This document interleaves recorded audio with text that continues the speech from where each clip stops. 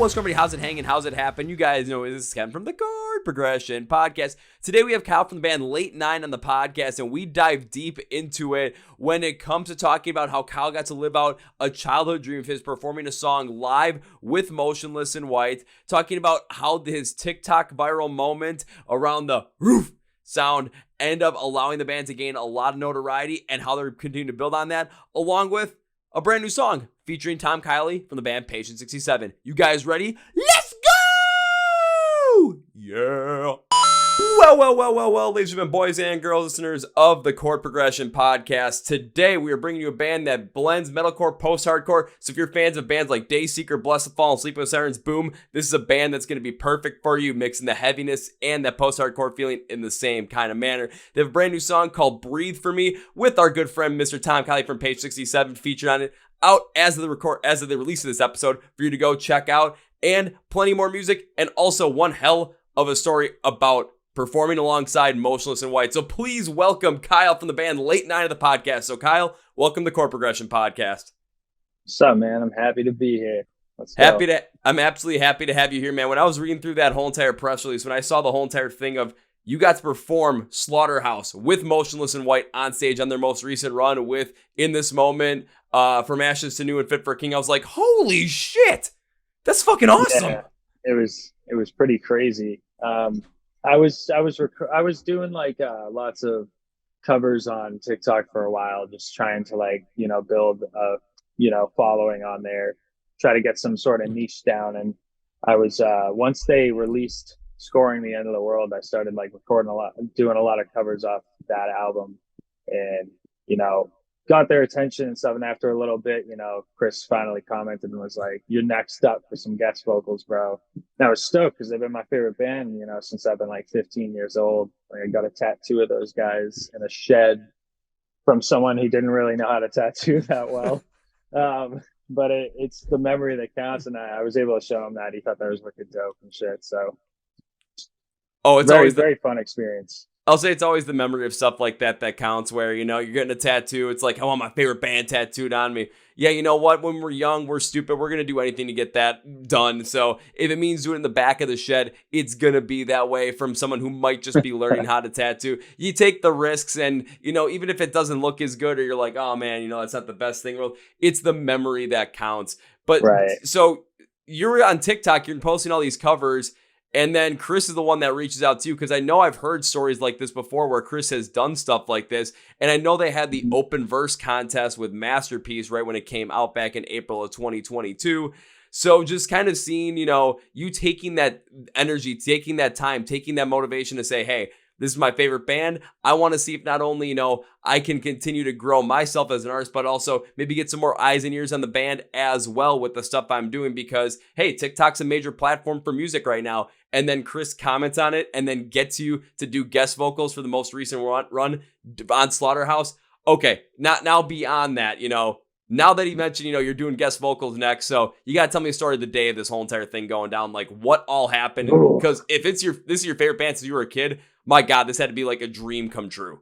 It was insane. So like the funny thing is, like he's wicked cool, man. But like when I got there, like I was so like, I had to like dissociate a little bit, because I was like, dude, first off, this guy's my idol, but I need to try to treat this as like professional as possible. But like, I was with my girl, my kid, and my sister and my mom, and we pulled up. We got the backstage access, and his tour manager came and grabbed us. And so I was waiting outside the dressing room and stuff, and he's like, "I'll be right back. Like, I'll go get him and stuff." So my back was kind of turned, and I was talking to my family and stuff. And they pointed out that he was coming out, and I turned around, and when I saw him, I was just like, bro, I've never met Chris. And like, he's been such a big figure in my life, musically. So it was weird seeing him finally, and just, he like didn't look real almost, because it was just like, it's such a long time coming since it happened. But we ended up having like a really dope conversation. And it was a really nice, just a whole good experience, the whole entire night. My family was wicked stoked to be there. He loved meeting the family and everything too. And it was great. He was exactly, how I expected. Just a genuine, humble, chill guy. And then once he's on stage, he's a fucking maniac. Love it. I just love that. I love that vibe that he's got, man. It was super cool, and he was very welcoming. Made me feel very comfortable. That sounds like a lot of the different stories I've heard about Chris Motionless when it comes to him on stage. It's him on stage when he's singing versus him any other time. Even when he's on stage, you're in between breaks of the song, just communicating with the crowd, seeing how he's communicated with others, how he's connected with other people that I know and have had on the podcast as well. It's just this genuine, happy to be there, happy to be a part of this, happy to help out, and happy to like show the appreciation to the fans for how much Motionless In White has impacted them. So the fact that you got to not only experience that yourself, but have your whole entire family there, have your kid there as well, really take part in the whole entire thing. It just adds so much more to this, special feeling of a couple of things that if I have to think about it. Possibly number one, now your family gets to have this even deeper connection with you with the music that you love. Secondly, it gives them even more like faith and gives them even more energy and gives them even more passion behind what you're doing because when you're starting out, you never know how big this is going to get, but them seeing you go on stage with your favorite band from when you were a kid and just ripping vocals, going absolute bonkers up on stage, having an absolute blast. It's like, this is what happiness looks like. And we're seeing Kyle do it right here, right now. It's probably one of the proudest moments your parents ever had in their entire lives was watching you do that. Yeah, dude, it was insane. Like I said, I had to like kind of dissociate myself when I was on this, like when I was sitting side stage. I was like, bro, I gotta don't feel now, feel afterwards type situation. Cause when I went up there, I just kind of just lost it just in the moment. But afterwards I was like, did that just fucking happen? Like I was looking out in that crowd, man. I can't even tell you the amount of people that are out there, but it was fucking insane. It was insane. There was at least 10,000 people or something, dude. Like when I was looking out there, I was like, that's a lot of heads. And I had the boys in late nine out there too. They were out in the crowd. They were there at the show. It was great. I had all the support that I could ask for, and it was received really well. I had a blast up there, and I was happy with my performance overall too. I was after seeing the video back that I had posted, I was really, really happy that I was able to get up there and just, feel natural and just pull it off. It was sick. I was just about to say there's better be a video of this out there somewhere so I can look this up, I can reference it, and I can attach it to this episode and show even more people what that actually looked like. It's like, he did it, so let's see how he do. Well, the video's right here. And a lot of times when it comes to anybody that's in that artistic creative space, especially when it comes to looking at something that you've created or something that you've done, when you look back at it, how many times have we looked back at things that we've done and been like, you know what? I'm not the biggest fan of it. Even if people are telling you it's good, it's great, and you're like, nah, I'm just not feeling it. But then, Right. something that's this big, especially in your mindset, that was something that's so impactful that, 15-year-old you only would have been dreaming of doing something like this. You look at the video, you see what happened, and you're like, you know what? I'm proud of this. Like, this is awesome. And this sounds just the way that I wanted it to sound. The performance I put out was the performance I wanted to show to 10,000 plus people who are going absolutely crazy because not only is it Motionless In White, but it's Slaughterhouse you got to cover. Like, you got to do Brian's part for Slaughterhouse. Like, jeez. And that's not an easy thing to do, especially with how harsh his vocals are in terms of that, like that higher pitch to really, especially coming in and doing a feature on it and covering it, just matching that kind of manic energy because the fans that are in the pit at that point in time or anyone that's in the crowd, you're feeding off that energy at that point. And Right. well, for us in the pit, you're going smashy fun. Right, for sure, dude. Yeah, man, definitely. The video is on it's on everything. I got it on TikTok, I got it on Instagram, I got it on my personal YouTube, all that stuff. It's like a 4K thing too. It's like really good. Oh, Yeah. you guys didn't cheap out on that one then. Well, so actually, my buddy Ian was on tour with Fit for a King, and he's done work for Late Nine and stuff. So, he was there, and he was like, some moments are meant to be captured. And he's like, I'm happy that I can do this for you, and he hooked it up. I intend on giving him some cash at some point, but he just did it out of the kindness of his heart, man, because he's just a wicked good guy, and cares about me, and he looked out for me, man. It was super cool having that as like a piece of just to hold on to as a memory is amazing. It's wicked cool. He blessed me with that. It's a piece you can hold on to, and thanks to him, it's a piece that you can revisit over and over and over again and actually see it, video style, and not just replay in your head memory style. But at the exact same time, it kind of speaks to the fact that as you go through life, even when it comes to late nine, you're going to have the ups and you're going to have the downs. I mean, that's with anything in life. But when you have those down moments, you can always look back at that video, and it can be that pick me up once again. If you're struggling with something with vocals, if it's like, you're stuck on a song, if you don't think the band is growing as fast as you want it to, and you're kind of just like in the weeds, or you're burnt out, or just, I don't know where the heck to go. That can be the thing that you look at that just brings back that motivation when you need it the most and just kicks you right back into high gear. Right on. Yeah, for sure, man. That was well said. It's definitely something that can definitely be utilized like that for sure as a pick me up. So totally agree.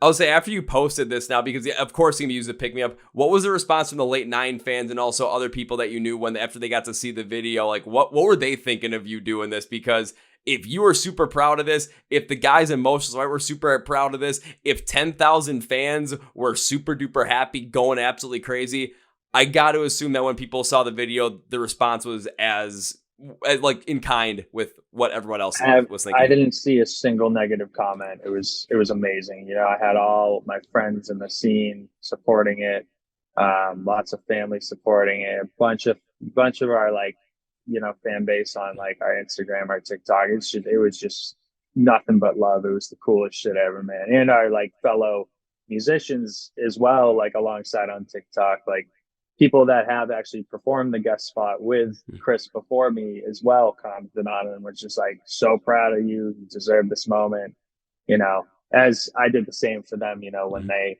had done it too. So, it's just the respect thing is really cool. And, we like to respect our peers, and a lot of our peers respect us back, and we think that's wicked dope. But like, yeah, it was a great response, and it felt great.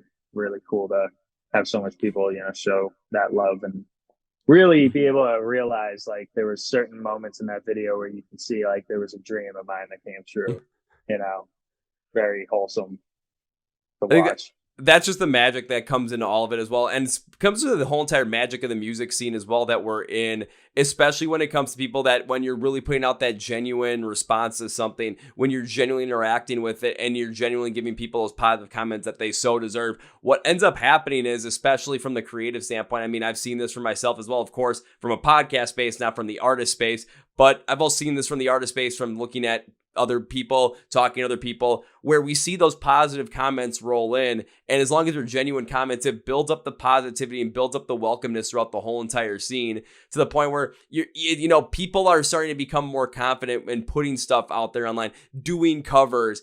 And if you're going to get even, maybe the comment isn't, oh, you didn't do this the best, but, I'm seeing more comments where the criticism might be constructive, where it's, hey, you did this well. This is my opinion on what you didn't do well. However, at the same point in time, again, take it with a grain of salt. It's like, okay, we're starting to see people grow and support each other and try and help them to do better. And also, celebrating when they do well. So it's something where, you're starting to see a lot more people start to really come into the genre once again, when tastemakers have been saying since from like 2008 to like 2020 that rock and metal were dead. And now so many people are coming back to it. And along with how much great music is coming out there, I think another great reason behind that is because you're seeing a lot of support from the scene start to happen from bands that are up the top, bands that are upcoming, and people that are just starting out as the absolute beginning. Yeah, absolutely. It's a big thing. It's a great thing. And I know you guys also like you said, you were doing a lot of stuff on TikTok as well with this, but I think also that you guys, when you guys had repeated apology, you guys had that viral moment on TikTok as well. Is that correct? Yeah, it's still very much viral. It's just insane. Okay. Take me through this, because 30,000 posts on TikTok right now, and there's a lot on Instagram too. We ended up charting on like the trending songs in the US on Instagram too, which was sick. And it's just it's still crazy. It's still going. it's, it's wild. I was going to say, how did you guys get this to work? Because I've talked with bands that have had these viral moments on TikTok and really seen the growth of it. Recently, I did an episode with Silent Theory, and they're having a big moment like that. Or Sleep Theory, Silent Theory. I can't remember which one it is. I always get the two mixed up because I've interviewed a band called Sleep Theory, Silent Theory. I think it's Sleep Theory, actually. Also with like Catch Your Breath with Dial Tone. Interviewed them and they had a lot of the same thing as well. So I want to hear your story when it came to this viral moment on TikTok, especially with Repeat Apology. Like, how did this whole entire thing come into play? Because, man, I'm interested. So there was there's the bark in the song, like that, like that really, and everyone started like calling it the Roo, like ROOH. And like every time, even when I'm in a live stream, it's just most of my comments are that. It's hilarious. But aside from that, it was actually before we released the song, I started teasing the breakdown. And I posted that, and I was just like, my dog, whenever he hears something, like I just did like a funny caption. And then I did a couple other videos as well, like how metalheads greet each other, blah, blah, blah, stuff like that. A couple buddies of mine started jumping on the trend doing it as well. And thankfully, after the song was released was when the trend started. Because I was worried that this trend was going to start like when I had posted about it like weeks before the song came out. I was like, dude, this can't happen yet. Hopefully this like builds up. And the suspense, like, it just kind of sits for a bit before something happens. And then the song released. And honestly, the trend didn't start until the song was out for like already like a month.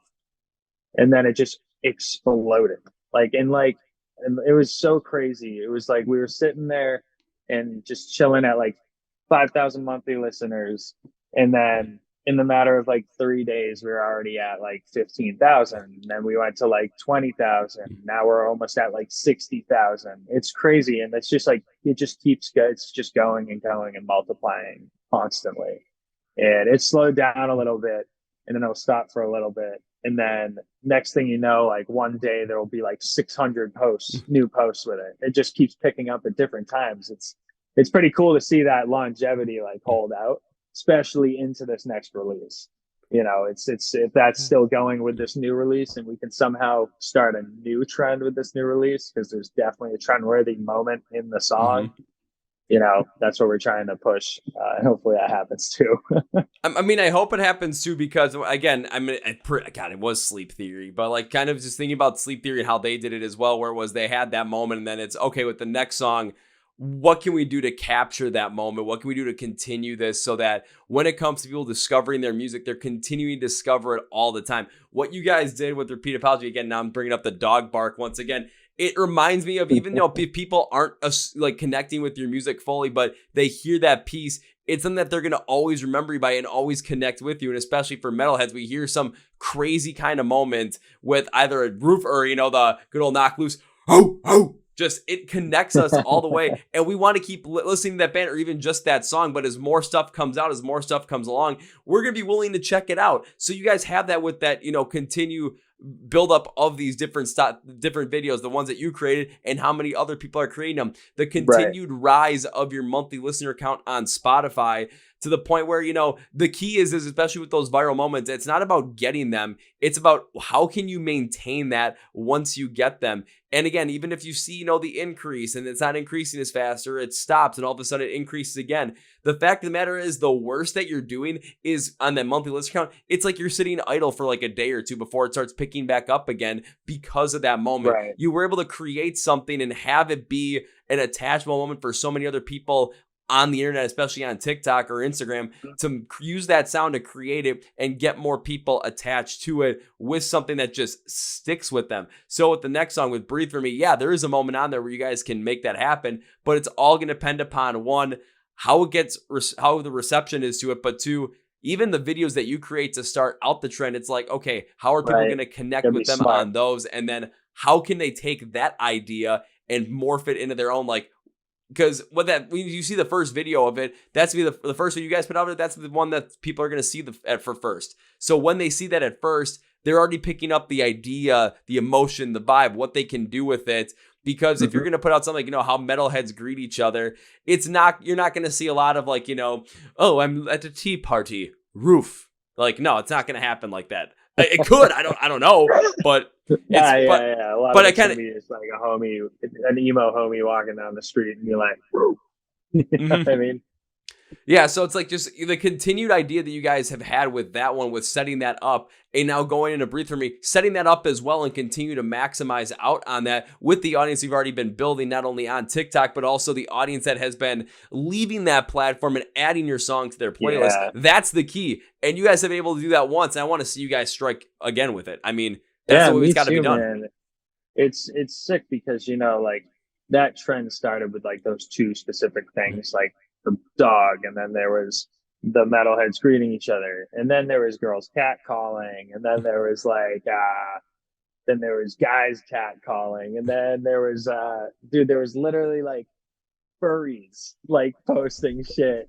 There was cat memes. There was so much weird shit. There was so much cool shit. There was so much everything about it was wicked cool. But there was just so many different like intense like themes that were just coming in using the sound, somehow relating every single theme to the song, and it actually like worked for like almost everything. And I thought it was cool that people from all different walks of life and animals and certain different things. There was goats even and stuff at one point, like goat TikTok. I was like, what the fuck is happening? But seeing so many different things just be brought together by one climactic part of a song, and then having so many people move off of that and actually listen to the not just that song, but listen to the EP and bring the EP over 1 million streams in like only like a month, and like maybe a month and a half, and then you know it's just growing and growing. It's cool to see that a real fan base has been created through it. It wasn't just like a viral moment that faded away. It's like we got some real organic growth off of it, and it's great. And we have a lot of love from a lot of people now, and it's sweet. It keeps us pushing, makes us want to keep writing music. But I like doing the social media thing. Like I'm totally down to try to push for a trend. You know, some people frown upon, you know, if you're really so active on trying to push for the viral moments or this or that. And like, whatever, you know, like that's their opinion. But at the end of the day, when you're pretty much an independent artist, it's very difficult to get anywhere unless you pour a bunch of money into stuff. So if you know, are a marketer, and that's kind of what I do. I like to market. You know, you just got to be a little clever, and sometimes you can actually beat the market and not have to put a huge budget behind a song, and you can make something happen. You know, and that's what we did, and I was happy about that. And you know, not everyone's going to always be in this huge, amazing financial situation. You know, sometimes we gotta dip our feet into the world of social media to really make something pop, and it worked. You know, and I'm proud of the guys, and you know, everyone's proud of each other, and that's what matters the most. It's just that the band's happy about it and the people like it, and we're just trying to make music that people can relate to. You know, the message in the song isn't a dog bark. The message in the song is so much more than that. Mental health awareness, substance abuse awareness, all sorts of stuff like that. You know, that's kind of what our music on the last EP was revolved around. You know, we're kind of trying to create different messages throughout the next few singles, but that's what a lot of our music's revolved around. I think a lot of people can cope and relate to that, and that's why they can kind of cling on to our stuff. And when it comes to clinging on to their stuff, it's when they go off of those platforms to check out your guys' music and listen to the whole entire thing. And again, they're going to be waiting for those parts that they know, those viral parts, but at the exact same time, they're going to be able to ingest the song in its entirety and ingest the message behind it. And I like what you said about when it came to, you know, there are a lot of people out there when it comes to, oh, you're trying to market and you're trying to basically capitalize on these different trends. And I always have like a little bit of like a difference on there where I'm like, I don't want to always do that because I don't want to become something where I'm only sticking to those trends where it's like I'm trying to get like you have those it's a bunch of flash in the pan moments where you get hot and then it burns out because you're just focusing on that trend. It's not a longevity piece. Where you're coming from is using it as a tool for that longevity. And I want to make that clear, because what you guys did with it was, okay, you found how to make those viral moments, but you found a way to make them continuously go forward and forward. So that as they continue to go, you guys can have a way to get people incentivized to come check you out off of the platform where you get those small clip viral moments,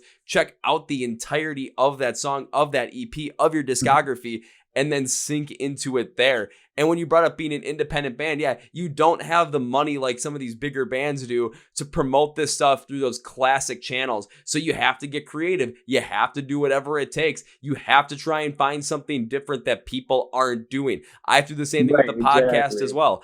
There's things that I'm doing where it's like, you know what? This is different than what other people are doing, but this is the way I can get to the audience that I need to get to. This is the way that I can connect with them and bring them into this whole entire thing. So I have to focus in on that instead of just trying to put money into, Facebook ads or Google ads or Instagram ads or whatever kind of ads, or, try and, push a lot of money on a viral TikTok moments and hope something hits just because it's being seen by a lot of people. But maybe the content isn't there, maybe the context isn't there, and it doesn't work. So you being, ingenious about it, that ingenuity, and just being creative with the whole entire thing as a marketer yourself, you're seeing how it all comes into play so that when the next song comes out, you are able to hit once again on all these different places from these metalheads, of course, to start out with, but then going to, cats, to dogs, to goat TikTok, to furries, to connecting with everybody, just Dude, all based off of that.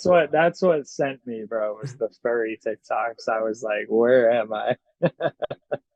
Hey, what other band could possibly say, we have gone viral on furry TikTok, and it wasn't for something that was like incredibly egregious? Yeah. It was honestly like, it was genuine. It was the videos were like, honestly, they came off super innocent, they were just funny. Yeah, they're just having fun with it, and it's when people Yeah. are able to take your song and take that viral moment and really make it fun for themselves and create something and have that connection base in there. Again, that's where people are going to connect with it. That's how people are going to take it, and they're going to potentially want more of it. And I think one of the other big keys that I think I've seen other bands fail at and other bands succeed at is when they put those songs out on TikTok. Maybe they put them out a little bit early, or maybe they just have a small piece of it. But it's like, if that pops off, if it starts to go and people jump to your Spotify, people jump to Apple Music, wherever they're going to get their music, and they don't see that song in that moment is like the full song is there, Yeah, you're missing on a major opportunity. Like, I know Sleep Theory almost missed out on that too when their first song hit, and they're like, oh shoot, we were planning on putting this out for like a month or two. No, we got to put this out now. Seems like you guys did the similar thing where once it hit, it's like, this might not fully be out, but we have to capitalize on this moment now. So when people jump off the platform, they can go right to that song and see and hear that viral moment in its full setting. And then when they get to the full setting, maybe they're going to check out another song. Maybe they're going to check out another song, and now they're hooked. Right. So I decided, with the band, like, I told the guys, I said, so we shouldn't tease stuff.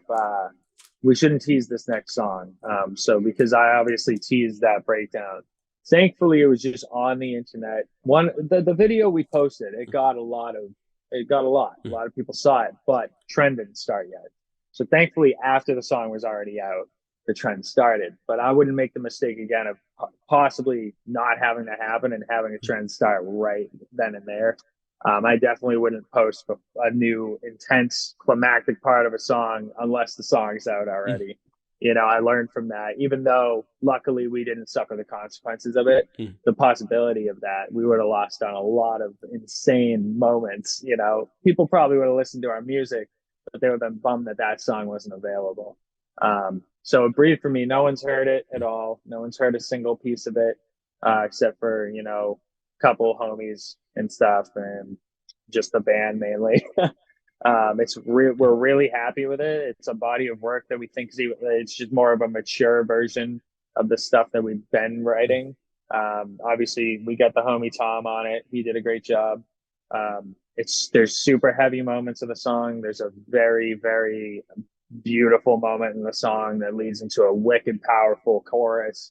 It's pretty much everything you want in a song. We kind of just stuffed in there, and we're like, this actually works. Let's stick to it. Let's keep it this way. And perfect time to transition that song because you said only a couple people have heard it by the time of the recording of this. Funny enough, I'm one of them. You've heard "Breathe for Me"? Yep. Well, when I got dude. when it got set up, I'm like, okay, I saw that, the link was there. I'm like, well, if we're gonna be talking about a song, and also with the fact that Mr. Tom Kiley from Patient 67 is also on there, and when you brought up, that people are making cat memes out of it, I'm like, cat memes. This is the perfect time to go into this right now. Thanks, Tom. Right? Cats and metal, baby. But yeah, so going into that song too, I mean, like you said, it's a little bit, it's a little bit more of the mature kind of feel, but it's still heavy. But compared to, the way that like the verses come and the way the chorus flows and how they're different, it kind of reminded me of, I'm like, with the heavier parts, I'm like, yeah, I saw that for fans of, Bless Fall, I'm like, this is like a heavier style from like Hollow Bodies from that album that kind of reminded me of that. But then you get to the chorus and I'm just like, okay, this is starting to feel like, when you're seeing for fans a Dayseeker, you can throw Catch Your Breath in there as well. I'm like, this is where this hits, but it's a transition from one piece to the next. And also your guys' chemistry with Tom at the same time as well really makes this whole entire thing it really stands out, man. It really does. Thanks, man. Yeah, Tom did a great job. I was really happy with his feature. Like, I gave him those timestamps. I said, hey man, here's this part in the verse breakdown, blah blah blah, like etc. And he was just like, all right, mate, I got you. He fucking sent it over. I listened to it. I was stoked. Sent it into our producer. Mixed it up. And to me and Tom, like, I'm very happy that we don't sound similar. We sound much different, so it stands out.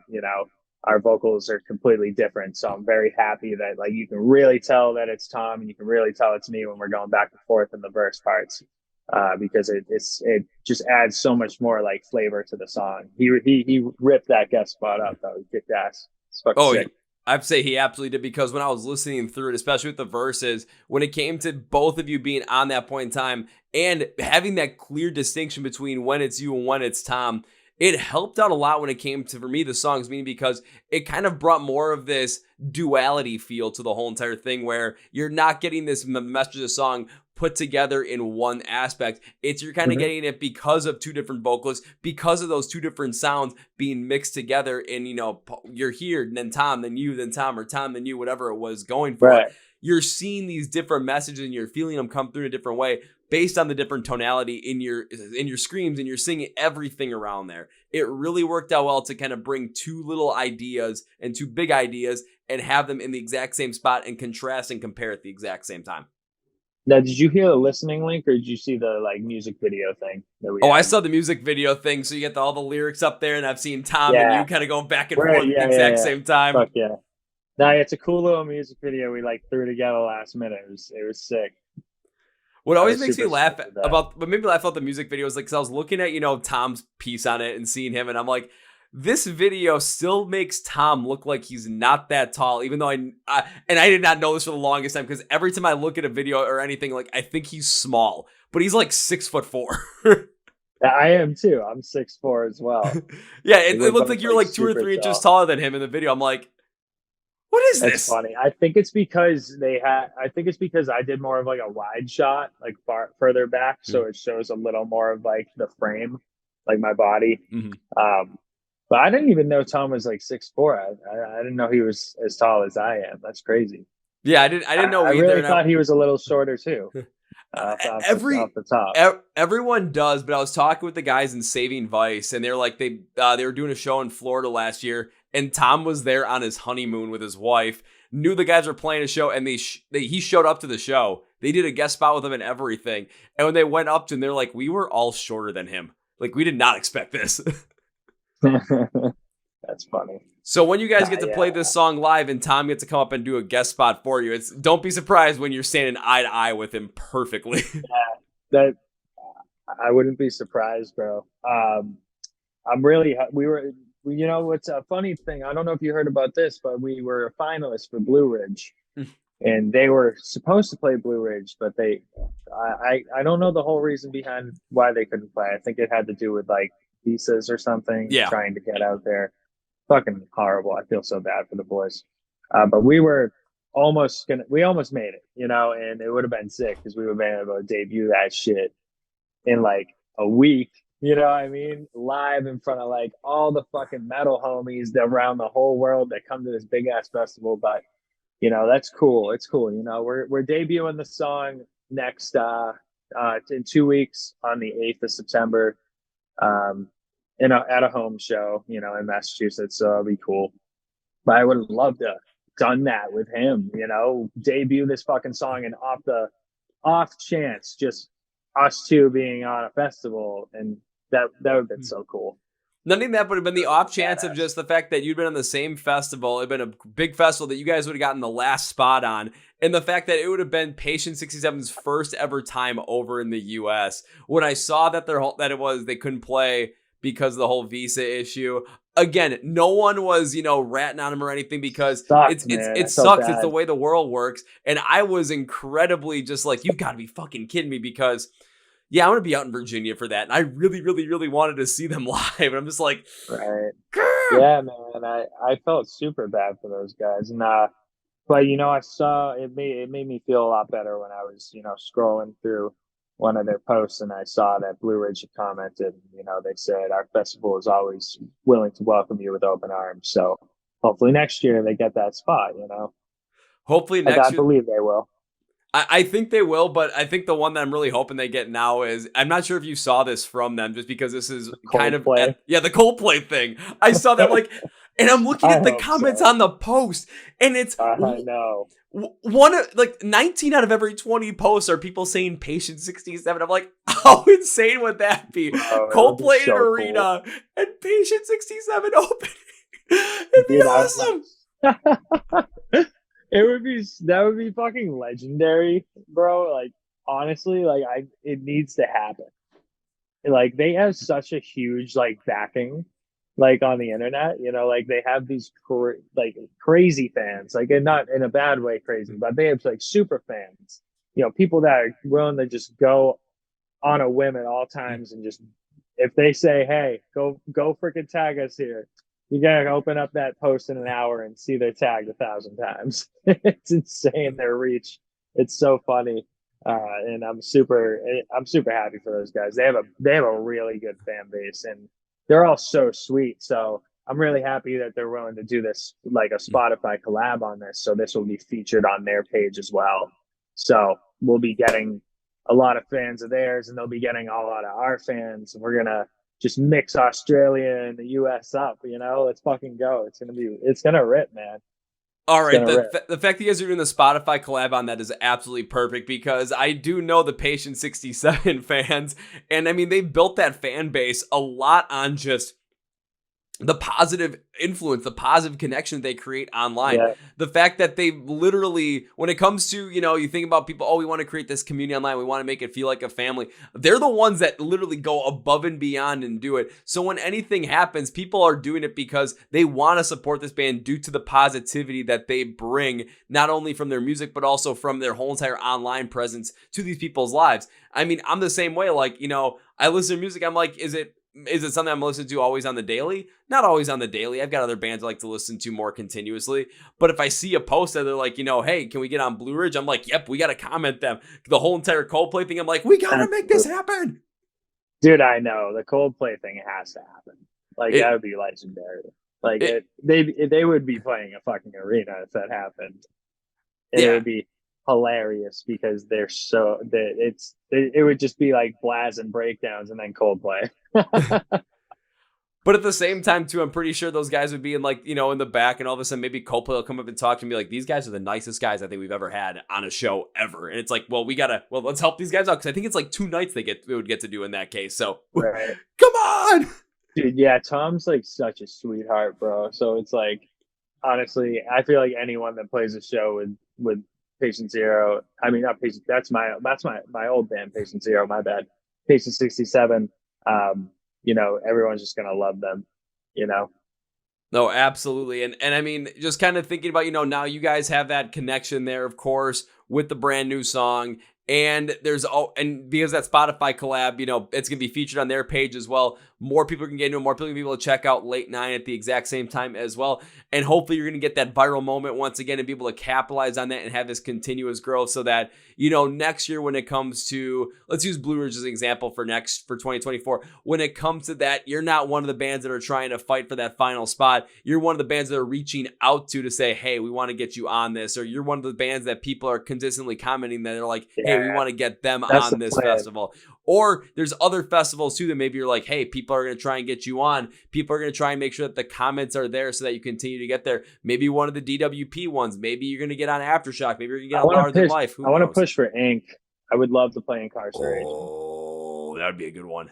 Yeah, that'd be sick. And I got so many friends out in Ohio, man. So it would just make so much sense. And I think we can do it. I think that, in the next year, I think our growth is going to be big. And I'm really happy that we did this with Patient 67. And I'm happy, we'll benefit a lot off getting a lot of, having a lot of their fans see stuff. But now with our trending moment and then it actually becoming more of an organic moment, just building a fan base of our own, they're going to get a lot of our fans, you know what I mean? So it's like we're both hand in hand helping each other out. And it's just like we're just building a little army together off this one song. And, there's potential that I might end up making an appearance on a Patient 67 song at some point as well. So, we've talked about it. We'll see if that ends up happening. But Tom seems pretty open to the idea, and I think it would rip. I think it would make sense. I think it would make sense because when it comes to you being on a potential Page 67 song, taking a listen back, of course, to the brand new song, Breathe For Me. When I was listening through it again, it's if you use the unclean vocals that you're going for, there's going to be a different tonality compared to Tom. So if you guys are going to be focusing on that, you can focus on a lot of different things. You can bring a heavier side of you can really get this raw, more aggressive sound to it. And you can bring in the, a roof moment at the exact same time too. But if you listen to Breathe For Me, when you get to the chorus, it's, sonically in terms of your vocal, it goes a complete 180.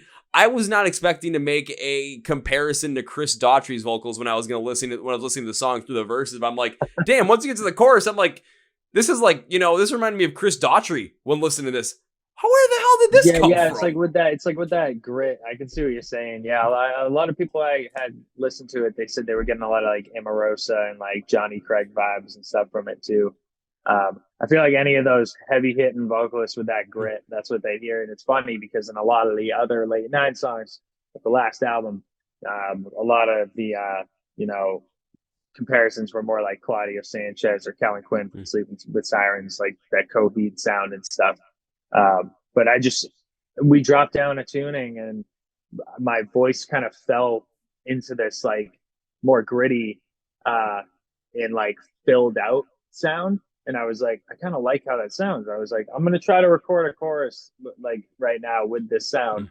And I was like, I feel like this album's kind of calling for this like extra like attitude behind the voice. I was like, I think I'm going to stick with this, but I could see that. And I fucking love Chris Daughtry too. So like, that's dope. I like that. That's a cool comparison. It's not one you'll hear every day, I think that's dope. No, it's not one you'll hear every day. And even when I was listening through the song right before we started, I'm like, I know that I made this connection to the chorus of like when it listened to your vocal, like what feeling did this remind me of with some other vocalist? I can't remember it, but then I remembered, wait, I wrote this down. So at least I got it there. And I'm like scrolling through, I'm like, which one was it? Chris Daughtry. Boom. That's what we thought. Yeah. Bro, he was my like favorite person ever on American Idol. So let's go. I think he was many people say her person on American Idol because he was something that, for us rock and metal fans, like we actually could connect with that sound instead of just how it seemed like almost everybody else was, where it was very like, what's the best way? Very procedured, very like in this certain box that they were looking for, whether it was pop or in a country style vocal. You didn't really get that more like gritty or heavy, more of this, grit style rock vocal. But when you had Chris Daughtry do it and, you listen to their debut album, the stuff that he came up with, and you felt it right then and there, it's like, okay, maybe they missed out on picking him as the winner, but maybe we're glad they didn't, because then who knows where the music would have gone had they picked him as the winner, because now he'd have to sit in this certain specific slot in order to appease what American Idol was, versus being able to have the freedom to go out and try whatever the heck he was going to try. And I mean, it worked out pretty dang well. Yeah, now he's got like a dope like rock and roll project that he was meant for. But yeah, I'm really stoked with the whole entire.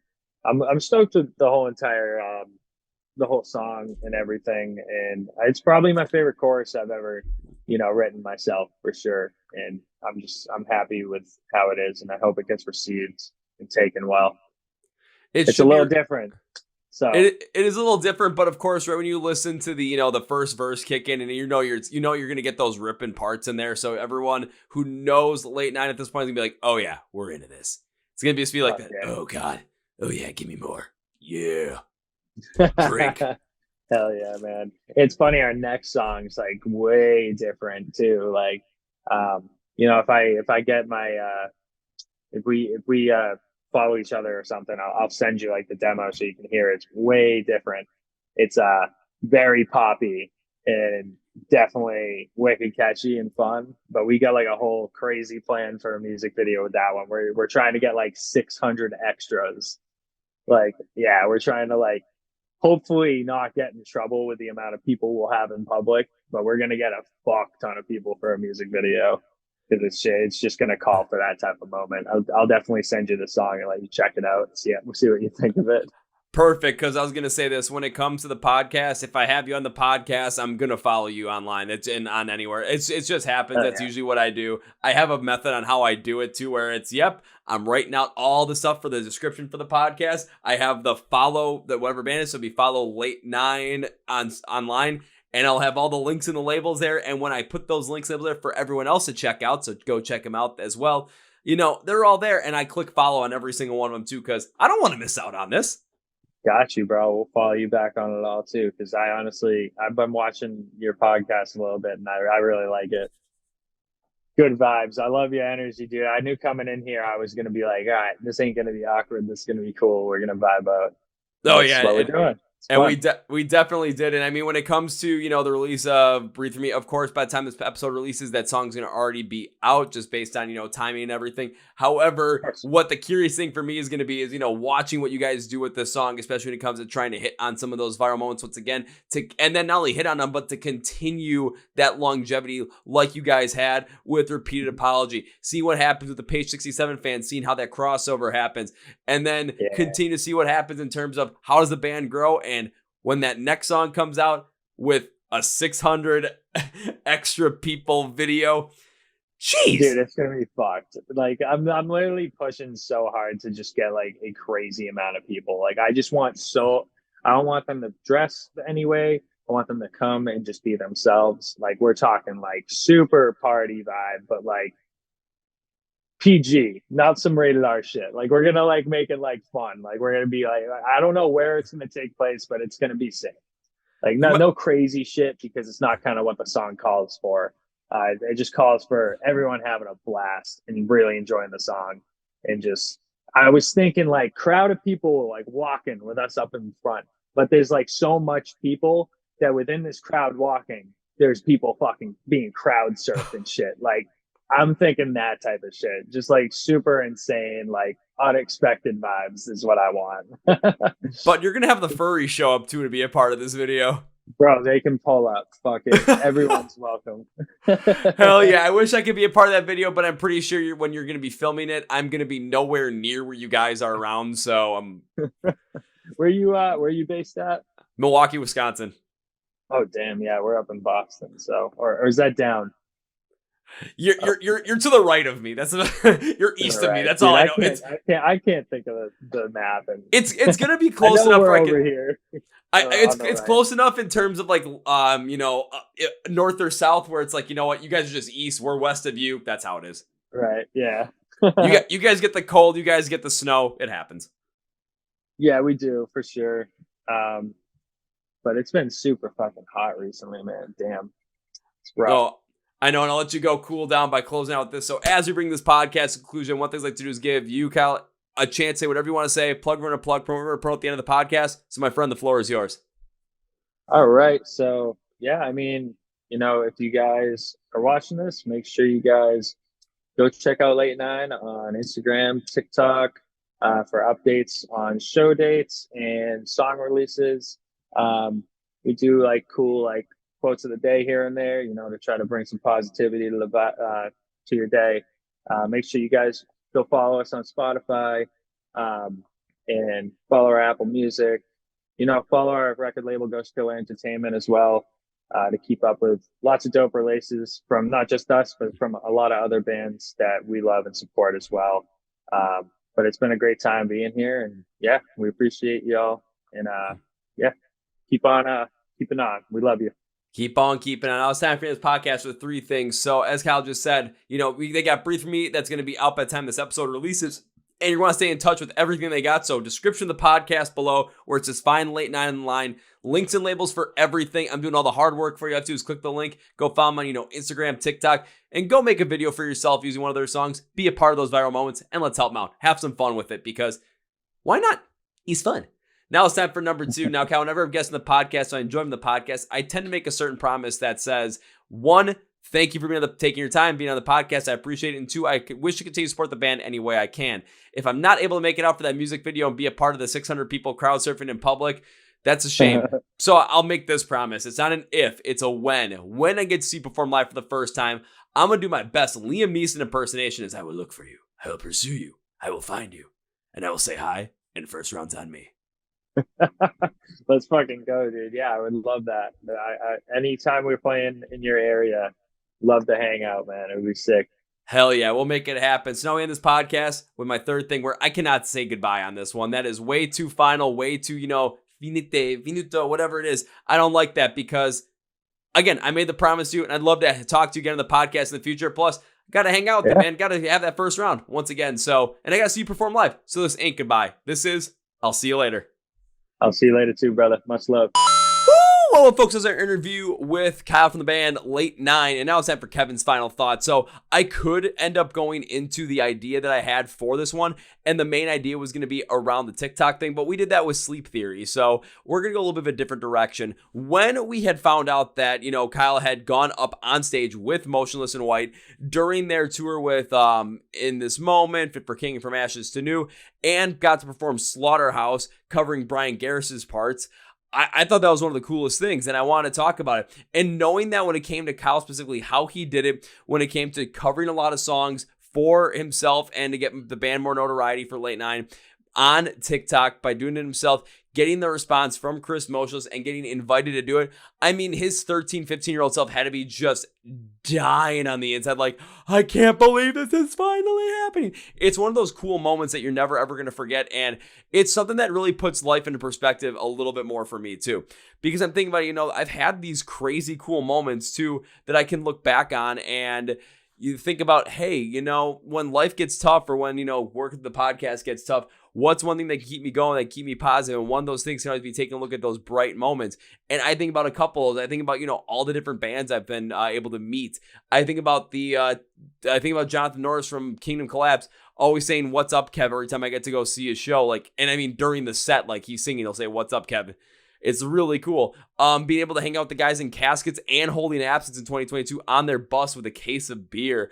When Benny from Avoid literally said this song is dedicated to the Chord Progression Podcast, moments like that, I'd be looking back when I first heard, I never thought this was going to happen, but it's so cool to know that I get to, that this stuff happens. And it's the same thing with, with Kyle too. If things are not going well, he can always go back to that moment, rewatch that whole entire video and remember how cool it was. If in your life as well, you can kind of do the exact same thing. Take a look at the moments where you're like, I can't believe that actually happened, and use that as motivation to kind of pull yourself out of a rut. I know it's not the easiest thing to do. I'm kind of in a little bit of a rut myself right now, but you know what? Dang, it's still good to be around. Not going to lie. And those moments make it happen. So I want to thank Kyle for being on the podcast. When it comes to Late Nine, follow along on social media, go link strip to the podcast. Everything is right there for you.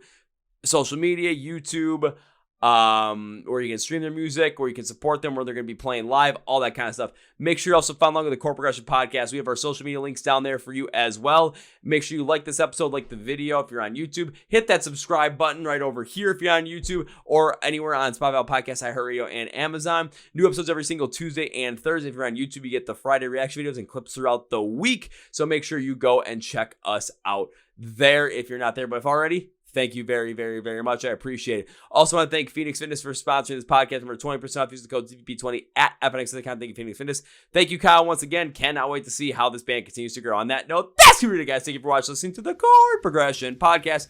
My name is Kevin, and you guys know how I end every single one. He's up with a big, healthy, and hearty. See ya! Yeah!